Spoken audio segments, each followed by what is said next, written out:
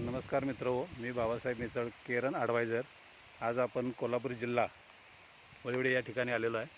तर हे बाळासाहेब पाटील यांचं क्षेत्र आहे. खोडवा पीक आहे आणि खोडवा पिकाला यांनी केरनची टेक्नॉलॉजी यूज केलेली आहे, वापरलेली आहे. तर जवळपास बाळासाहेब किती पेर आहेत? 20 ते 22. 20 ते 22 पेर आहेत. ऊस म्हणजे जवळपास हे खोडवं आहे. जवळजवळ किती फुटवे आहेत? 18-19 फुटवे आहेत. फुटवे मोजलेले आहेत. 18-19च्या पुढे आहेत 19 सरासरी. सरासरी 19च्या पुढं फुटवे आहेत. सगळा ऊस असा आहे. आतून जर आपण बघितलं तर ऊस सगळा छानपैकी आहे. कांड्याची साईज जरा दाखवा मला. 6 इंच आहे. हां, 6 इंचाची साईज आहे. जाडी 2 इंच आहे.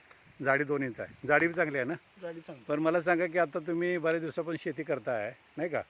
तर रेग्युलर तुम्ही केरन वापरत नव्हता, पण ज्यावेळेस पण केरन वापरल्यापासून तुम्हाला काय वाटतंय? जाडीला ऊस वाढला हां, आणि साईज पण वाढायला लागली. साईज पण वाढायला आहे. बरोबर. आता जवळपास किती 8 महिने झाले ना? हो, 8 महिने झाले. 8 महिन्यात 18 कांड्या, सरासरी 18 कांड्या तयार आहेत.